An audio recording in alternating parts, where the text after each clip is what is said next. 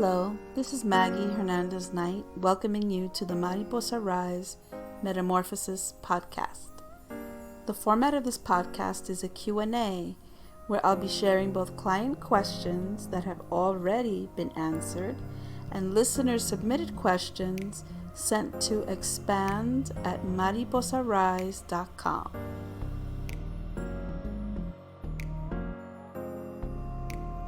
Today we're going to be talking about one of my favorite subjects, which is anger. Who isn't angry, right? For the most part, I grew up very angry, partly because my voice was taken away from me, and it wasn't that I was being punished, but that I was being protected.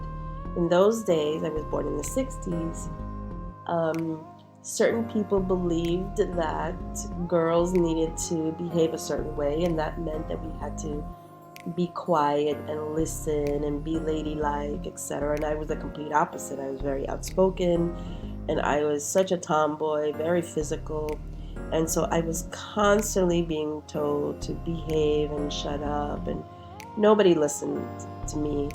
And although I did try to fight my way to my independence and to keep my voice, I eventually shut it down because it was just much easier for me to live in more harmony with my family, so that there would no longer be any complaints. And it wasn't necessarily a conscious choice.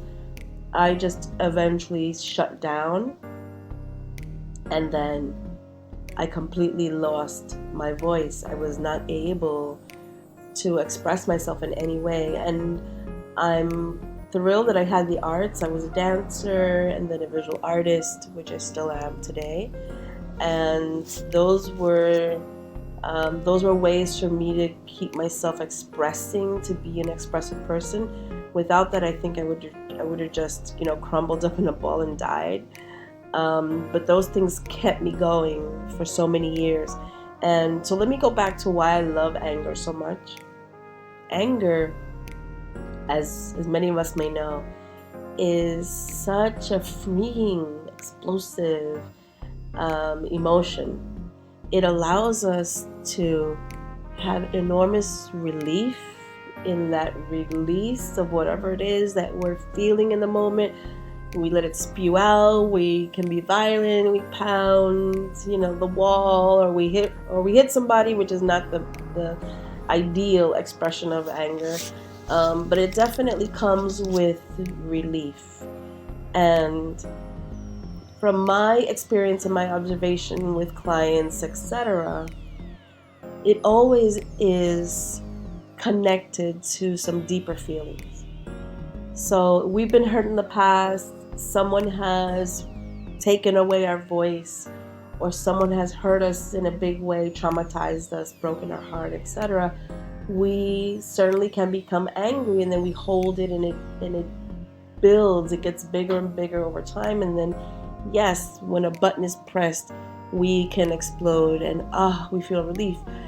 The only problem is that relief is temporary if we haven't resolved the anger that we're carrying, so it continues. It's like this vicious cycle. And so we're angry, it stays with us, our buttons are pushed, we fight, etc., etc., and then we calm down, but it starts all over again. We're on, as I said, this vicious cycle. And there are a few ways to break it, which is what I want to talk about. For me, it started with being willing to feel what I was feeling. So in my case, I had to have certain discussions with certain people in my life to say, hey, you hurt me. You did me wrong. You traumatized me, whatever it was. But I had to go and speak to the person and begin to express how I felt and to allow myself to feel how I felt. I think at that point in my life, I allowed myself to cry for the first time. Before that, I was very not unable to cry and express myself through tears, but that I wouldn't allow it. To me, that was a real sign of weakness. Crying and tears was just like, you're weak. And so when I finally came and I started to talk about how I felt to get my anger out, I allowed myself to cry and have those tears, and it was powerfully healing for the other person too, because they were also able to express themselves through tears and have that moment. But beyond that, I had to begin to understand better the person that committed the crime, right? The person that hurt me. What was going on in their lives? Why did they hurt me? And what I found was that it wasn't premeditated. It wasn't as if this person was saying, I set out to hurt X person, Y person. They were having their own bad experience that caused them to treat me in the way that they did. And so through the influences of their own experiences, through the influences of their own past, their beliefs, the way that they were raised to believe that you interact with people in a certain way is what caused them to behave with me in the way that they did, which caused me a lot of pain and eventually an extreme amount of anger.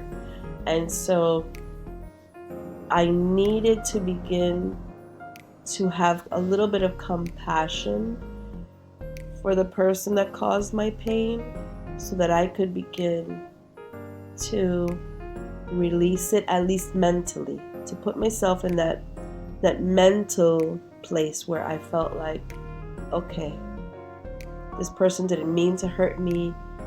They were going through their own stuff.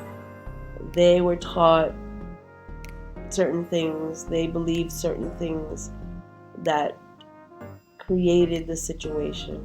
And so I can't necessarily blame them. So I had to wrap myself around that idea that I could let go of blame. And then the other part of it was for me to acknowledge that I needed to go in physically and release. This I began to learn through yoga and workshops that I attended.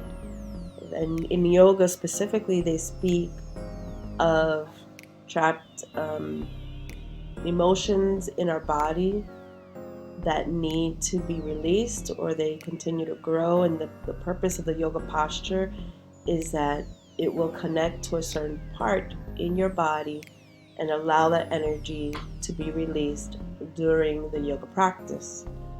And so in order for me to release my anger on a more physical level, I had to go in and use the body and use the breath to access it and get it out of my system. And so in practical terms, for you, maybe a person who does not practice yoga, it would mean that in the moment that you are feeling the anger, so you're triggered, you're feeling the anger, you can actually go into that place. Wherever you're feeling it in your body, you can put your hand on it. You can breathe deep into that area and exhale through the mouth, making a sound, and allow yourself to release it. Several years ago, I worked with a client who was dealing with some intense emotions, and I had her use this method to help herself. And I would say within 2 weeks, she was able to go in, access the emotions, and get it out of her system by just breathing. The beauty is that this is something that is accessible to us and completely free, that you can use at any point in time, and for the most part, nobody would know what you are doing. If you're at work, you could sneak off into the bathroom and do this. If you're with people, you can still do it. They won't even know what's going on. So I encourage you all, if you are dealing with some anger issues, to consider beginning to express it to talk it out if possible, to feel the feelings, and to go in and breathe them out of you. That's all for now. Be well y hasta la próxima, mariposas.